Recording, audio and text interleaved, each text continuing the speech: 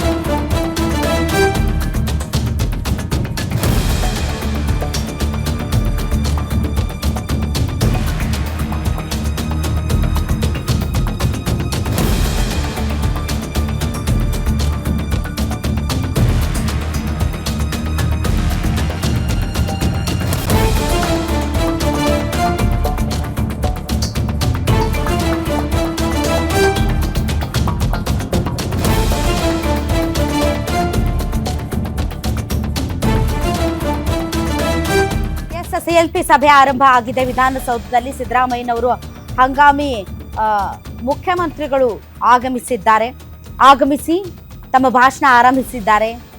ಡಿ.ಕೆ. ಶಿವಕುಮಾರ್ ಅವರ ಹೆಸರನ್ನ ಪ್ರಸ್ತಾಪಿಸಿದ್ದಾರೆ. ಅಷ್ಟೇ ಅಲ್ಲ, ತನಗೆ ಸಹಕಾರ ನೀಡಿದಂತಹ ಎಲ್ಲ ಶಾಸಕರುಗಳಿಗೂ ಕೂಡ ಈ ಸಂದರ್ಭದಲ್ಲಿ ಅವರು ಧನ್ಯವಾದಗಳನ್ನು ತಿಳಿಸ್ತಾ ಇದ್ದಾರೆ.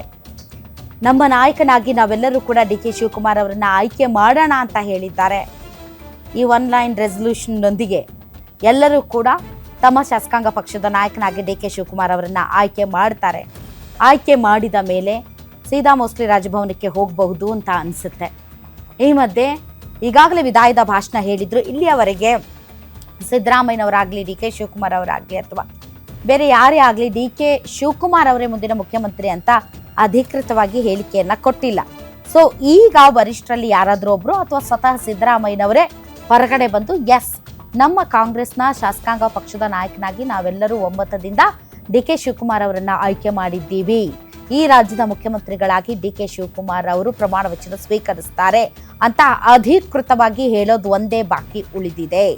ಸೊ ಡಿ.ಕೆ. ಶಿವಕುಮಾರ್ ಅವರು ಆ ಸಂದರ್ಭದಲ್ಲಿ ಏನು ಮಾತಾಡ್ತಾರೆ, ಯಾಕೆ ಅಂತಂದರೆ ಈ ಟ್ರಾನ್ಸಿಷನ್, ಈ ಬದಲಾವಣೆಯ ಪರ್ವದಲ್ಲಿ ಈ ಸಿದ್ದರಾಮಯ್ಯನವರು ನಡೆದುಕೊಂಡಿರುವಂತಹ ರೀತಿಯ ಆ ಮೆಚ್ಯೂರಿಟಿಗೂ ಕೂಡ ಎಲ್ಲರೂ ಅವರನ್ನ ಹೊಗಳ್ತಾ ಇದ್ದಾರೆ. ದಿ ಸೇಮ್ ಟೈಮ್ ಈ ಕಡೆ ಡಿ.ಕೆ. ಶಿವಕುಮಾರ್ ಅವರು ಕೂಡ ತಾವು ಮುಖ್ಯಮಂತ್ರಿ ಆಗ್ತೀನಿ ಅಂತ ಗೊತ್ತಿದ್ರೂ ಕೂಡ ಎಲ್ಲೂ ಕೂಡ ಸಂಭ್ರಮಿಸುವುದಾಗ್ಲಿ ಅಥವಾ ಅಭಿಮಾನಿಗಳ ಜೊತೆಗೆ ಸೇರಿ ಆ ಒಂದು ಉತ್ಸಾಹದಲ್ಲಿ ಪಾಲ್ಗೊಳ್ಳೋದಾಗ್ಲಿ ಮಾಡಿಲ್ಲ. ಯಾಕಂದ್ರೆ ಅವರಿಗೆ ಗೊತ್ತು, ನಿರ್ಗಮಿಸ್ತಾ ಇರುವಂತಹ ಸಿದ್ದರಾಮಯ್ಯನವರಿಗೆ ಇರಿಸುಮುರುಸು ಉಂಟಾಗ್ಬೋದು ಅಥವಾ ಅವರಿಗೆ ಬೇಜಾರಾಗ್ಬೋದು ಅನ್ನೋ ಕಾರಣಕ್ಕೆ ಅವರು ತುಂಬಾ ಮೆಚ್ಯೂರ್ಡ್ ಆಗಿ ಬಿಹೇವ್ ಮಾಡ್ತಾ ಇದ್ರು. ಬಟ್ ಈಗ ಸ್ವತಃ ಸಿದ್ದರಾಮಯ್ಯನವರೇ ಅವರ ಹೆಸರನ್ನ ಘೋಷಣೆ ಮಾಡಿದ ಮೇಲೆ ಡಿ.ಕೆ. ಶಿವಕುಮಾರ್ ಅವರ ರಿಯಾಕ್ಷನ್ ಹೇಗಿರಲಿದೆ ಅನ್ನೋದೇ ಈಗಿರುವಂತಹ ಅತಿ ದೊಡ್ಡ ಕುತೂಹಲ. ಎಸ್, ಈ ಬಗ್ಗೆ ಹೆಚ್ಚಿನ ಡೀಟೇಲ್ಸ್ ಕೊಡೋದಕ್ಕೆ ನಮ್ಮ ಪೊಲಿಟಿಕಲ್ ಬ್ಯೂರೋ ಚೀಫ್ ಮಾರುತಿ ಈಗ ನೇರ ಸಂಪರ್ಕದಲ್ಲಿದ್ದಾರೆ. ಎಸ್ ಮಾರುತಿ, ಈಗ ಸಿಎಲ್ಪಿ ಮೀಟಿಂಗ್ ಆರಂಭ ಆಗಿದೆ. ಸಿಎಲ್ಪಿ ಮೀಟಿಂಗ್ ಆದ ಮೇಲೆ ನಡೆಯಬಹುದಾದಂತಹ ಬೆಳವಣಿಗೆಗಳು ಏನು ಮತ್ತು ಜನರಿಗೆ ಇಲ್ಲಿಯವರೆಗೂ ಕೂಡ ಒಂದು ಕ್ಲಾರಿಟಿ, ಅಂದ್ರೆ ಒಬ್ಬೊಬ್ರು ಒಂದೊಂದು ಡೇಟ್ ಹೇಳ್ತಾ ಇದ್ದಾರೆ. ಮೇಡಮ್, ಕರೆಕ್ಟಾಗಿ ಹೇಳಿ, ಡಿ.ಕೆ. ಶಿವಕುಮಾರ್ ಅವರು ಯಾವತ್ತು ಎಷ್ಟು ಗಂಟೆಗೆ ಪ್ರಮಾಣ ವಚನ ಸ್ವೀಕರಿಸ್ತಾರೆ ಅಂತ?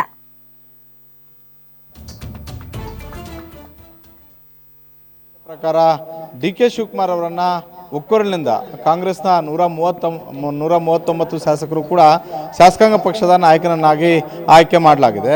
ಇದಕ್ಕೂ ಮೊದಲು ಹಂಗಾಮಿ ಮುಖ್ಯಮಂತ್ರಿ ಸಿದ್ದರಾಮಯ್ಯ ಅವರು ಶಾಸಕಾಂಗ ಪಕ್ಷಕ್ಕೆ ಆಗಮಿಸಿದ ತಕ್ಷಣವೇ ಶಾಸಕರ ಮುಂದೆ ಡಿ.ಕೆ. ಶಿವಕುಮಾರ್ ಅವರ ಹೆಸರನ್ನು ಹೈಕಮಾಂಡ್ ಆದೇಶದಂತೆ ಸಿದ್ದರಾಮಯ್ಯ ಅವರು ಮುಂದಿನ ಶಾಸಕಾಂಗ ಪಕ್ಷದ ನಾಯಕನಾಗಿ ಡಿ.ಕೆ. ಶಿವಕುಮಾರ್ ಅವರ ಹೆಸರನ್ನು ಪ್ರಸ್ತಾಪವನ್ನು ಮಾಡಿದರು. ಸಿದ್ದರಾಮಯ್ಯ ಅವರು ಪ್ರಸ್ತಾಪ ಮಾಡಿದಂತಹ ಈ ಹೆಸರನ್ನು ಎಚ್.ಕೆ. ಪಾಟೀಲ್ ಹಾಗೂ ಪರಮೇಶ್ವರ್ ಇಬ್ಬರೂ ಕೂಡ ಅನುಮೋದನೆ ಮಾಡಿದ್ರು ಅನ್ನುವಂಥ ಒಂದು ಮಾಹಿತಿ ಸಿಗ್ತಾ ಇರುವಂಥದ್ದು.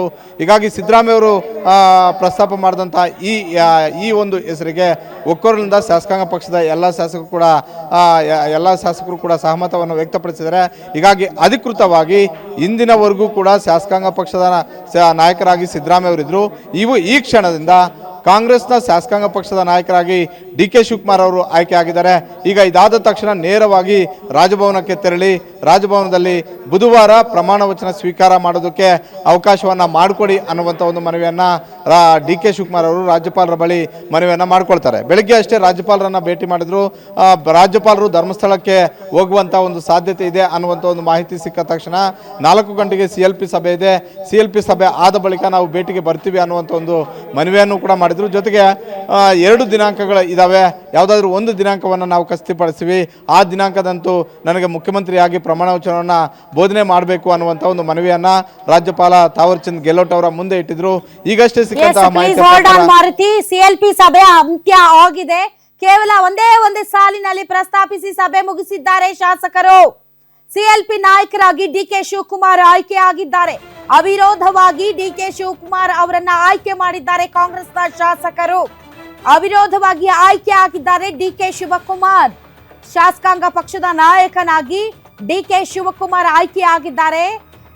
ಏನು ಹೈಕಮಾಂಡ್ ನಿಂದ ಸುರ್ಜೇವಾಲಾ ವೇಣುಗೋಪಾಲ್ ಬಂದಿದ್ರು, ಅವರ ಎದುರುಗಡೆ ಕೇವಲ 5 ನಿಮಿಷದಲ್ಲಿ 1 ಲೈನ್ ರೆಸಲ್ಯೂಷನ್, ನಮ್ಮ ಪಕ್ಷದ ನಾಯಕರು ಡಿ ಕೆ ಶಿವಕುಮಾರ್ ಅಂತ ಒಂದೇ ಸಾಲಿನಲ್ಲಿ ಪ್ರಸ್ತಾಪಿಸಿ ಸಭೆ ಮುಗಿಸಿದ್ದಾರೆ. CLP ನಾಯಕರಾಗಿ ಡಿ ಕೆ ಶಿವಕುಮಾರ್ ಆಯ್ಕೆಯಾಗಿದ್ದಾರೆ. ಮುಂದಿನ ಮುಖ್ಯಮಂತ್ರಿ D K Shivakumar. D K Shivakumar ಅವರು ಕರ್ನಾಟಕ ರಾಜ್ಯದ 24ನೇ ಮುಖ್ಯಮಂತ್ರಿಯಾಗಿ 2 ದಿನಗಳಲ್ಲಿ ಪ್ರಮಾಣ ವಚನ ಸ್ವೀಕರಿಸಲಿದ್ದಾರೆ. ಈಗ ಹೊರಗಡೆ ಬಂದು ಅದು ವೇಣುಗೋಪಾಲ್ ಹೇಳ್ತಾರೋ, ಸುರ್ಜೇವಾಲಾ ಹೇಳ್ತಾರೋ, ಅಥವಾ ಸ್ವತಃ ಸಿದ್ದರಾಮಯ್ಯನವರೇ ಹೇಳ್ತಾರೋ ಗೊತ್ತಿಲ್ಲ, ನಮ್ಮ ನಾಯಕನಾಗಿ ನಾವು ಡಿ ಕೆ ಶಿವಕುಮಾರ್ ಅವರನ್ನ ಆಯ್ಕೆ ಮಾಡಿದ್ದೀವಿ ಅಂತ. ಸೊ ಈಗ ವಿಧಾನಸೌಧದಿಂದ ಡೈರೆಕ್ಟ್ ಆಗಿ ಅವರು ಲೋಕಭವನಕ್ಕೆ ಹೊರಡ್ತಾರೆ. ಅಲ್ಲಿ ತನ್ನ ಸರ್ಕಾರದ ರಚನೆಗೆ ಹಕ್ಕು ಮಂಡನೆ ಮಾಡ್ತಾರೆ. ರಾಜ್ಯಪಾಲರು 7 ಗಂಟೆಯ ನಂತರ ಲೋಕಭವನದಲ್ಲಿ ಇರುವುದಿಲ್ಲವಾದ್ದರಿಂದ 5 ಗಂಟೆಗೆ ನಾವು ಬರ್ತೀವಿ CLP ಮೀಟಿಂಗ್ ಮುಗಿಸ್ಕೊಂಡು ಅಂತ ರಾಜ್ಯಪಾಲರಿಗೆ ಈಗಾಗಲೇ ಹೇಳಿದ್ದರಿಂದ CLP ಮೀಟಿಂಗ್ ಮುಕ್ತಾಯವಾಗಿರುವುದರಿಂದ CLP ಮೀಟಿಂಗ್ ನಲ್ಲಿ ಎಲ್ಲ ಶಾಸಕರು ಡಿ ಕೆ ಶಿವಕುಮಾರ್ ಅವರನ್ನ ತಮ್ಮ ನಾಯಕ ಅಂತ ಒಪ್ಪಿಕೊಂಡಿದ್ದರಿಂದ ನೋಡಿ ಮುಗಿದಿದೆ ಸಭೆಯನ್ನ ಮುಗಿಸಿಕೊಂಡು ಹೊರಗಡೆ ಬರ್ತಾ ಇದ್ದಾರೆ ನಾಯಕರು. ಆ ಒಂದು ಎಕ್ಸ್ಕ್ಲೂಸಿವ್ ನೇರ ದೃಶ್ಯಾವಳಿಗಳನ್ನ ಗ್ಯಾರಂಟಿ ನ್ಯೂಸ್ ಅಲ್ಲಿ ತಾವು ನೋಡ್ತಾ ಇದ್ದೀರಿ ವೀಕ್ಷಕರೇ. ವೇಣುಗೋಪಾಲ್ ಬರ್ತಾ ಇದ್ದಾರೆ ಫೋನಲ್ಲಿ ಮಾತಾಡ್ಕೊಂಡು. ಅವರ ಹಿಂದೆ ಇತರೆ ನಾಯಕರು ಸುರ್ಜೇವಾಲಾ ಇದ್ದಾರೆ, ವೇಣುಗೋಪಾಲ್, ಸಿದ್ದರಾಮಯ್ಯನವರು ಮುಂದೆ ಇದ್ದಾರೆ, ಅವರ ಹಿಂದೆ ವೇಣುಗೋಪಾಲ್, ಸುರ್ಜೇವಾಲಾ ಸೇರಿದಂತೆ ಇತರ ನಾಯಕರುಗಳು ತಮಗೆ ಕಾಣಿಸ್ತಾ ಇದ್ದಾರೆ. ಸಿದ್ದರಾಮಯ್ಯನವರ ಕೊಠಡಿ ಅದು. CLP ಮೀಟಿಂಗ್ ಈಗ ಮುಕ್ತಾಯ ಆಗಿದೆ. 5 ಗಂಟೆಗೆ ನಾವು ನಮ್ಮ ಸರ್ಕಾರಕ್ಕೆ ರಚನೆಗೆ ಹಕ್ಕು ಮಂಡನೆಗೆ ಬರ್ತೀವಿ ಅಂತ ಹೇಳಿದ್ದರು. ಅದರ ಭಾಗವಾಗಿ ಈಗ ಎಲ್ಲರೂ ಸೇರಿ ಈ ಡಿ ಕೆ ಶಿವಕುಮಾರ್ ಅವರು ಲೋಕಭವನಕ್ಕೆ ಹೊರಡುತ್ತಾರೆ. ಲೋಕಭವನದಲ್ಲಿ ರಾಜ್ಯಪಾಲರ ಬಳಿ ಸರ್ಕಾರ ರಚನೆಗೆ ಹಕ್ಕು ಮಂಡನೆ ಮಾಡ್ತಾರೆ. ಸೊ ವಿಧಾನಸೌಧದ ನೇರ ದೃಶ್ಯಾವಳಿಗಳನ್ನ ತಾವು ನೋಡ್ತಾ ಇದ್ದೀರಿ ವೀಕ್ಷಕರೇ. ಸಿದ್ದರಾಮಯ್ಯನವರು, ಸುರ್ಜೇವಾಲಾ ಅವರು, ವೇಣುಗೋಪಾಲ್ ಅವರು ಒಂದು ಸಭೆಯನ್ನ ಮುಗಿಸಿ ಹೊರಗಡೆ ಬರ್ತಾ ಇರುವಂತಹ ದೃಶ್ಯಗಳು ಇವು.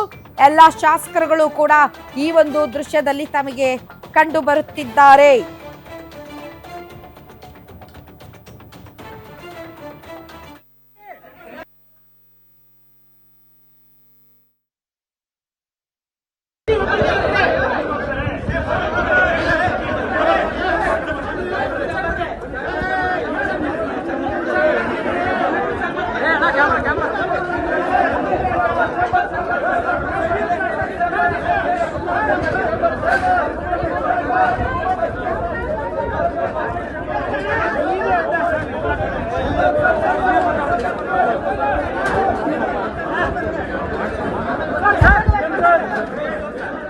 Okay sir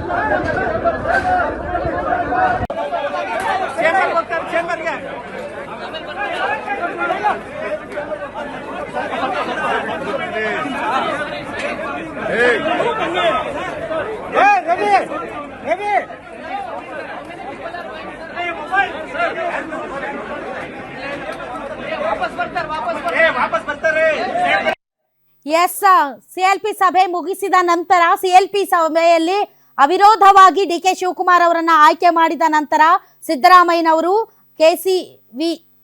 K Venugopal Surjewala ಮೂವರು ಕೂಡ ಸಿದ್ದರಾಮಯ್ಯನವರ ಕೊಠಡಿಗೆ ತೆರಳುತ್ತಾ ಇರುವಂತಹ ದೃಶ್ಯಗಳನ್ನ ತಾವು ನೋಡ್ತಾ ಇದ್ದೀರಾ.